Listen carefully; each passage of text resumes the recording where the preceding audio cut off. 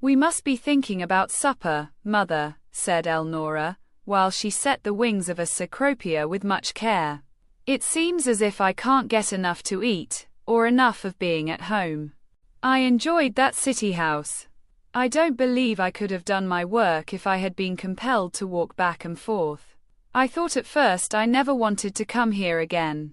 Now, I feel as if I could not live anywhere else. Elnora, said Mrs. Comstock, there's someone coming down the road. Coming here, do you think? Yes, coming here. I suspect. Elnora glanced quickly at her mother and then turned to the road as Philip Ammon reached the gate. Careful, mother, the girl instantly warned.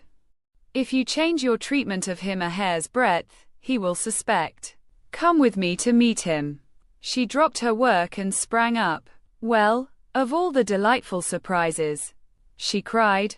She was a trifle thinner than during the previous summer. On her face there was a more mature, patient look, but the sun struck her bare head with the same ray of red gold. She wore one of the old blue gingham dresses, open at the throat and rolled to the elbows. Mrs. Comstock did not appear at all the same woman, but Philip saw only Elnora, heard only her greeting. He caught both hands where she offered but one. Elnora, he cried, if you were engaged to me, and we were at a ball, among hundreds, where I offended you very much, and didn't even know I had done anything, and if I asked you before all of them to allow me to explain, to forgive me, to wait, would your face grow distorted and unfamiliar with anger? Would you drop my ring on the floor and insult me repeatedly? Oh, Elnora, would you? Elnora's big eyes seemed to leap, while her face grew very white. She drew away her hands. Hush, Phil. Hush, she protested. That fever has you again? You are dreadfully ill. You don't know what you are saying. I am sleepless and exhausted. I'm heartsick, but I am well as I ever was. Answer me. Elnora, would you? Answer nothing, cried Mrs. Comstock. Answer nothing. Hang your coat there on your nail, Phil, and come split some kindling. Elnora, clean away that stuff, and set the table. Can't you see the boy is starved and tired? He's come home to rest and eat a decent meal. Come on, Phil. Mrs. Comstock marched away, and Philip hung his coat in its old place and followed. Out of sight and hearing, she turned on him. Do you call yourself a man or a hound? She flared. I beg your pardon, stammered Philip Ammon. I should think you would, she ejaculated. I'll admit you did the square thing and was a man last summer, though I'd liked it better if you'd faced up and told me you were promised. But to come back here babying and take hold of Elnora like that, and talk that way because you have had a fuss with your girl, I don't tolerate. Split that kindling and I'll get your supper, and then you better go. I won't have you working on Elnora's big heart, because you have quarreled with someone else. You'll have it patched up in a week and be gone again, so you can go right away. Mrs. Comstock. I came to ask Elnora to marry me. The more fool you, then, cried Mrs. Comstock. This time yesterday you were engaged to another woman, no doubt. Now, for some little flare-up you come racing here to use Elnora as a tool to spite the other girl. A week of sane living, and you will be sorry and ready to go back to Chicago, or, if you really are man enough to be sure of yourself, she will come to claim you. She has her rights. An engagement of years is a serious matter, and not broken for a whim. If you don't go, she'll come. Then, when you patch up your affairs and go sailing away together, where does my girl come in? I am a lawyer, Mrs. Comstock, said Philip. It appeals to me as beneath your ordinary sense of justice to decide a case without hearing the evidence. It is due me that you hear me first. Hear your side, flashed Mrs. Comstock. I'd a heap sight rather hear the girl. I wish to my soul that you had heard and seen her last night, Mrs. Comstock, said Ammon. Then, my way would be clear. I never even thought of coming here today.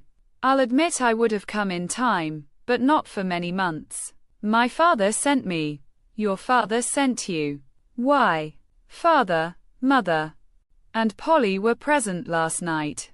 They, and all my friends, saw me insulted and disgraced in the worst exhibition of uncontrolled temper any of us ever witnessed. All of them knew it was the end. Father liked what I had told him of Elnora, and he advised me to come here, so I came. If she does not want me, I can leave instantly, but... Oh, I hoped she would understand. You people are not splitting wood, called Elnora. Oh yes we are, answered Mrs. Comstock. You set out the things for Biscuit and lay the table. She turned again to Philip. I know considerable about your father, she said. I have met your uncle's family frequently this winter. I've heard your Aunt Anna say that she didn't at all like Miss Carr, and that she and all your family secretly hoped that something would happen to prevent your marrying her. That chimes right in with your saying that your father sent you here. I guess you better speak your piece. Philip gave his version of the previous night. Do you believe me? He finished. Yes, said Mrs. Comstock. May I stay? Oh, it looks all right for you, but what about her? Nothing, so far as I am concerned. Her plans were all made to start to Europe today. I suspect she is on the way by this time. Elnora is very sensible, Mrs. Comstock. Hadn't you better let her decide this? The final decision rests with her, of course, admitted Mrs. Comstock. But look you one thing. She's all I have. As Solomon says, she is the one child. The only child of her mother. I've suffered enough in this world that I fight against any suffering which threatens her. So far as I know, you've always been a man, and you may stay.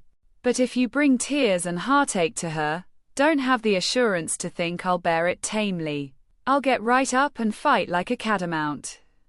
If things go wrong for Elnora, I have no doubt but you will, replied Philip, and I don't blame you in the least if you do. I have the utmost devotion to offer Elnora a good home, fair social position, and my family will love her dearly. Think it over. I know it is sudden, but my father advised it. Yes, I reckon he did, said Mrs. Comstock dryly. I guess instead of me being the catamount, you had the genuine article up in Chicago, masquerading in peacock feathers, and posing as a fine lady, until her time came to scratch. Human nature seems to be the same the world over. But I'd give a pretty to know that secret thing you say you don't, that set her raving over your just catching a moth for Elnora. You might get that crock of strawberries in the spring house. They prepared and ate supper. Afterward they sat in the arbor and talked, or Elnora played until time for Philip to go. Will you walk to the gate with me? He asked Elnora as he arose. Not tonight, she answered lightly. Come early in the morning if you like, and we will go over to Sleepy Snake Creek and hunt moths and gather dandelions for dinner. Philip leaned toward her. May I tell you tomorrow why I came? He asked. I think not, replied Elnora. The fact is, I don't care why you came. It is enough for me that we are your very good friends, and that in trouble, you have found us a refuge. I fancy we had better live a week or two before you say anything. There is a possibility that what you have to say may change in that length of time. It will not change one iota, cried Philip. Then it will have the grace of that much age to give it some small touch of flavor, said the girl. Come early in the morning. She lifted the violin and began to play. Well, bless my soul, ejaculated the astounded Mrs. Comstock. To think I was worrying for fear you couldn't take care of yourself. Elnora laughed while she played. Shall I tell you what he said? Nope, I don't want to hear it, said Elnora. He is only 6 hours from Chicago. I'll give her a week to find him and fix it up, if he stays that long. If she doesn't put in an appearance then, he can tell me what he wants to say. and I'll take my time to think it over. Time in plenty, too. There are 3 of us in this, and one must be left with a sore heart for life. If the decision rests with me, I propose to be very sure that it is the one who deserves such hard luck. The next morning Philip came early, dressed in the outing clothing he had worn the previous summer, and aside from a slight paleness seemed very much the same as when he left. Elnora met him on the old footing, and for a week life went on exactly as it had the previous summer. Mrs. Comstock made mental notes and watched in silence. She could see that Elnora was on a strain, though she hoped Philip would not. The girl grew restless as the week drew to a close. Once when the gate clicked, she suddenly lost color and moved nervously. Billy came down the walk. Philip leaned toward Mrs. Comstock and said, "I am expressly forbidden to speak to Elnora as I would like. Would you mind telling her for me that I had a letter from my father this morning saying that Miss Carr is on her way to Europe for the summer?" "Elnora," said Mrs. Comstock promptly, "I have just heard that Carr woman is on her way to Europe, and I wish to my gracious stars she'd stay there." Philip AMMON shouted, but Elnora arose hastily and went to meet Billy. They came into the arbor together, and after speaking to Mrs. Comstock and Philip, Billy said, "Uncle Wesley and I found something funny, and we thought you'd like to see." "I don't know what I should do without you and Uncle Wesley to help me," said Elnora. "What have you found now?" "Something I couldn't bring. You have to come to it. I tried to get one and I killed it. They are a kind of insecty things, and they got a long tail that is 3 fine hairs. They stick those hairs right into the hard bark of trees, and if you pull, the hairs stay fast and it kills the bug." "We will come at once," laughed Elnora. "I know what they are, and I can use some in my work." "Billy, have you been crying?" inquired Mrs. Comstock. Billy lifted a chastened face. "Yes, ma'am," he replied. "This has been the worst day." "What's the matter with the day?" "The day is all right," admitted Billy. "I mean every single thing has gone wrong with me. Now that is too bad," sympathized Mrs. Comstock. "Began early this morning," said Billy. "All Snap's fault, too." "What has poor Snap been doing?" demanded Mrs. Comstock, her eyes beginning to twinkle. "Digging for woodchucks, like he always does. He gets up at 2 o'clock to dig for them. He was coming in from the woods all tired and covered thick with dirt. I was going to the barn with the pail of water for Uncle Wesley to use in milking. I had to set down the pail to shut the gate so the chickens wouldn't get into the flower beds, and old Snap stuck his dirty nose into the water and began to lap it down. I knew Uncle Wesley wouldn't use that, so I had to go way back to the cistern for more, and it pumps awful hard.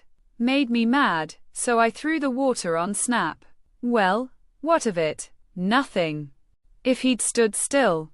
But it scared him awful, and when he's afraid he goes a-humping for Aunt Margaret. When he got right up against her he stiffened out and gave a big shake. You oughta seen the nice blue dress she had put on to go to Honor Basher. Mrs. Comstock and Philip laughed, but Elnora put her arms around the boy. "Oh, Billy," she cried. "That was too bad. She got up early and ironed that dress to wear because it was cool. Then, when it was all dirty, she wouldn't go, and she wanted to real bad." Billy wiped his eyes. "That ain't all, either," he added. "We'd like to know about it, Billy," suggested Mrs. Comstock, struggling with her face. "'Cause she couldn't go to the city, she's most worked herself to death. She's done all the dirty, hard jobs she could find. She's fixing her grape juice now." "Sure," cried Mrs. Comstock. "When a woman is disappointed, she always works like a dog to gain sympathy. Well, Uncle Wesley and I are sympathizing all we know how, without her working so. I've squeezed until I almost busted to get the juice out from the seeds and skins. That's the hard part. Now, she has to strain it through white flannel and seal it in bottles. and it's good for sick folks.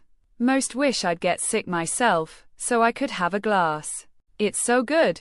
Elnora glanced swiftly at her mother.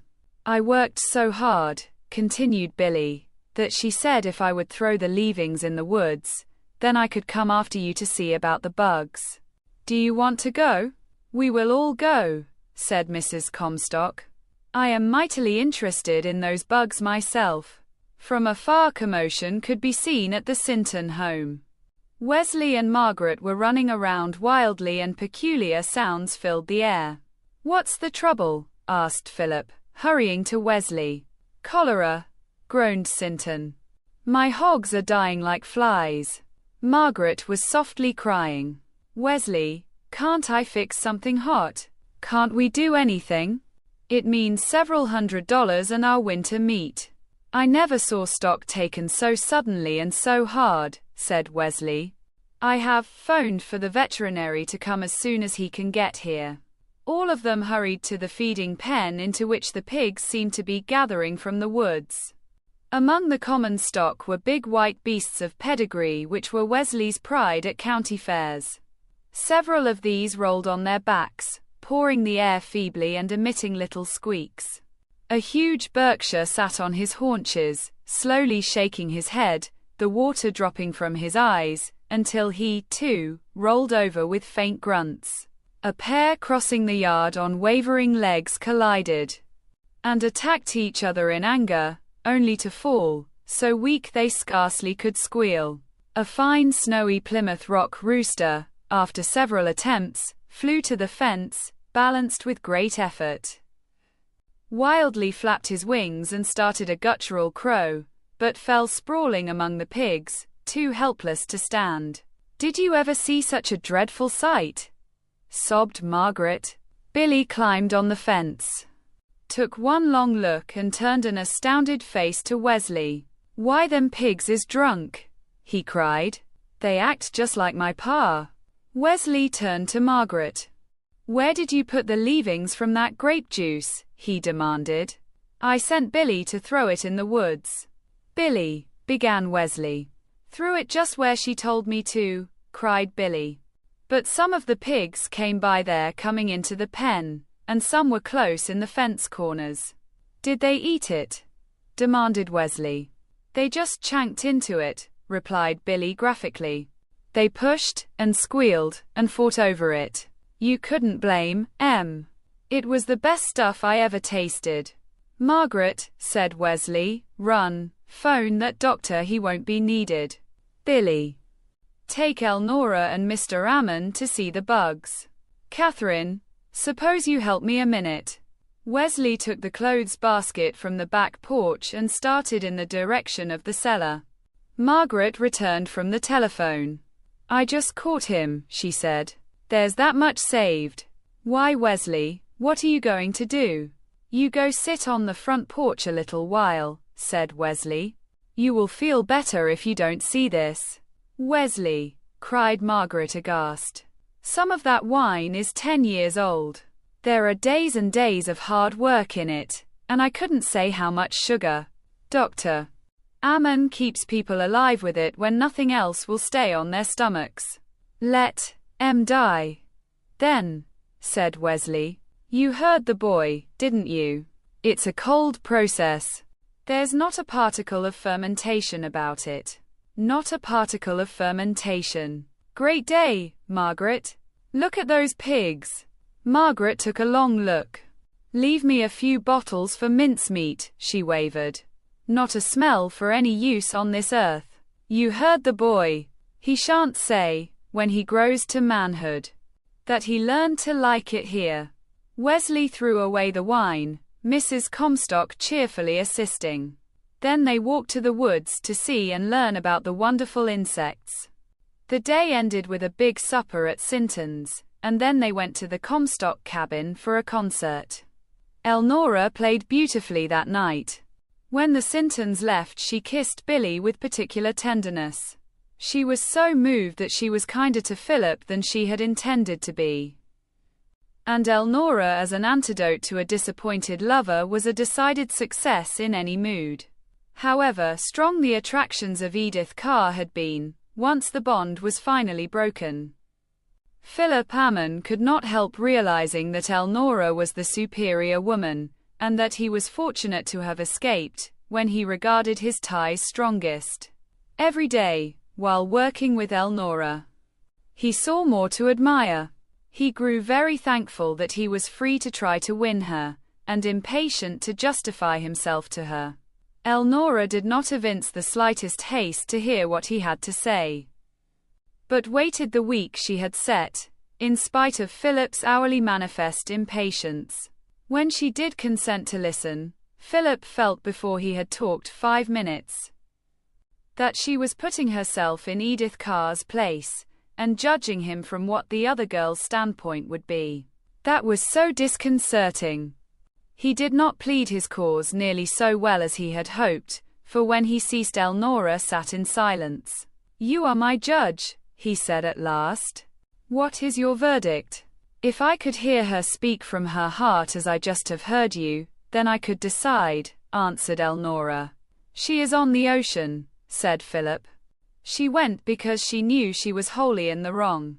She had nothing to say, or she would have remained." "That sounds plausible," reasoned Elnora. "But it is pretty difficult to find a woman in an affair that involves her heart with nothing at all to say. I fancy if I could meet her, she would say several things. I should love to hear them. If I could talk with her 3 minutes, I could tell what answer to make you." "Don't you believe me, Elnora?" "Unquestioningly," answered Elnora. "But I would believe her also. If only I could meet her, I soon would know." "I don't see how that is to be accomplished," said Philip, "but I am perfectly willing. There is no reason why you should not meet her, except that she probably would lose her temper and insult you." "Not to any extent," said Elnora calmly.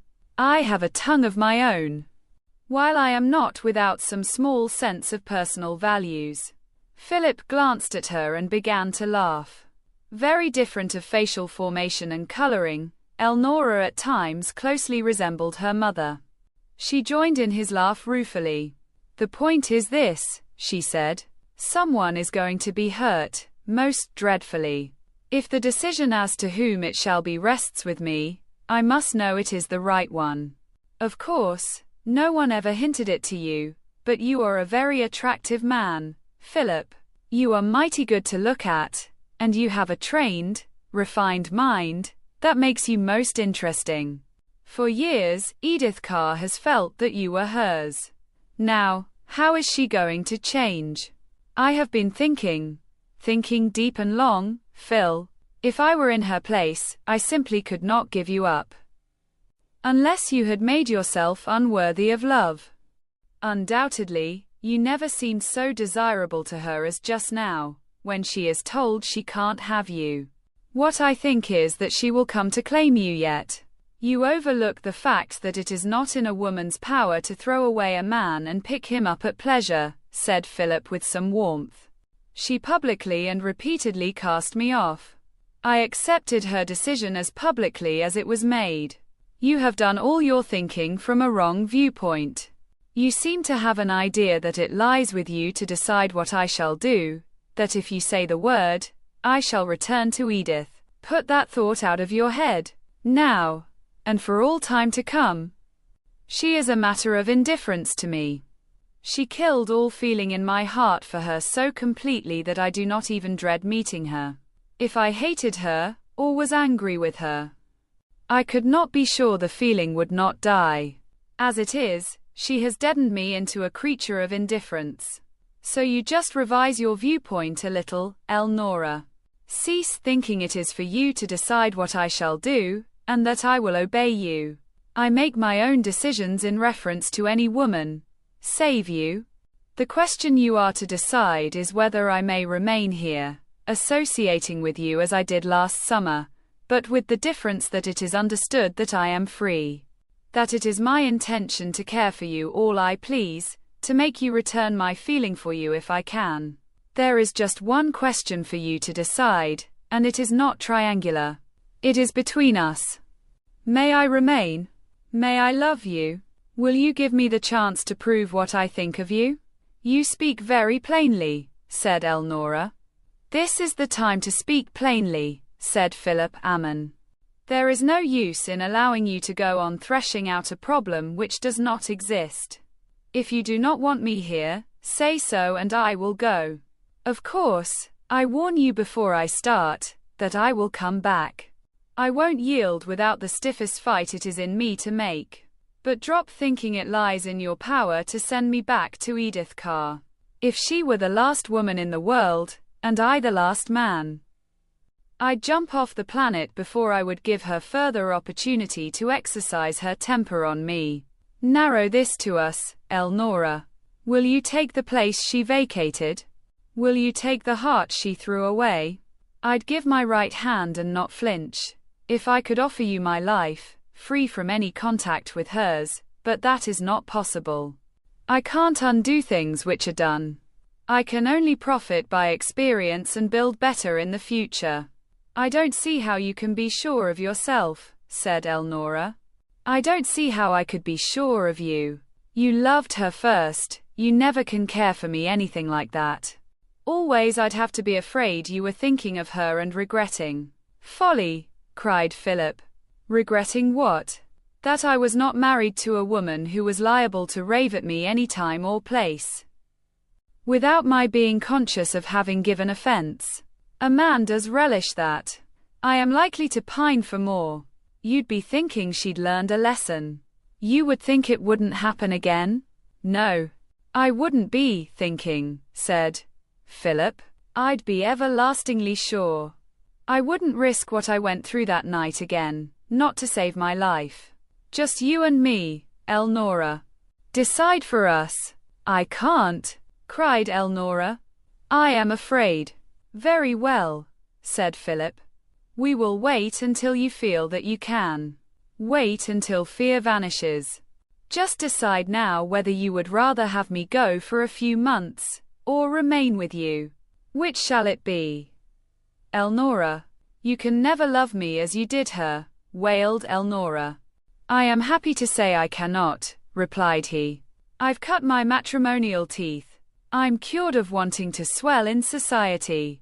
I'm over being proud of a woman for her looks alone. I have no further use for lavishing myself on a beautiful, elegantly dressed creature, who thinks only of self. I have learned that I am a common man. I admire beauty and beautiful clothing quite as much as I ever did, but, first, I want an understanding, deep as the lowest recess of my soul, with the woman I marry. I want to work for you, to plan for you, to build you a home with every comfort, to give you all good things I can, to shield you from every evil. I want to interpose my body between yours and fire, flood, or famine. I want to give you everything. But I hate the idea of getting nothing at all on which I can depend in return. Edith Carr had only good looks to offer, and when anger overtook her, beauty went out like a snuffed candle. I want you to love me. I want some consideration. I even crave respect. I've kept myself clean. So far as I know how to be, I am honest and scrupulous. It wouldn't hurt me to feel that you took some interest in these things. Rather fierce temptations strike a man, every few days, in this world. I can keep decent, for a woman who cares for decency. But when I do, I'd like to have the fact recognized, by just enough of a show of appreciation that I could see it. I am tired of this one-sided business. After this, I want to get a little in return for what I give.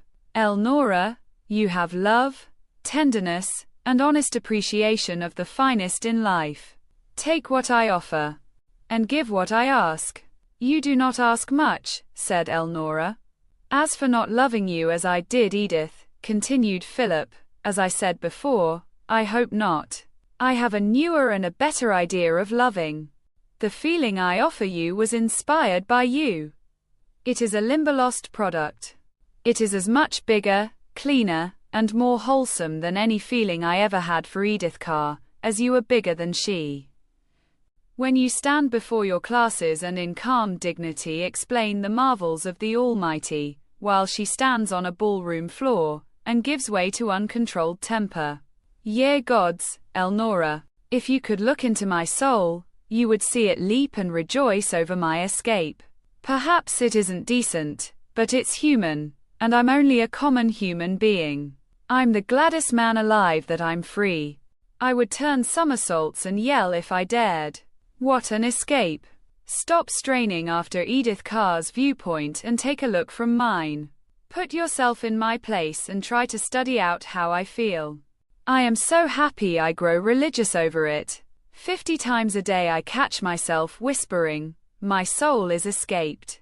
As for you, take all the time you want.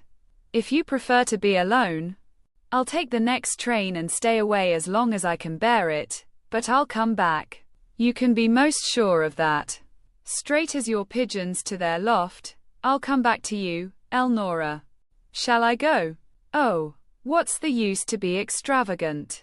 Murmured Elnora.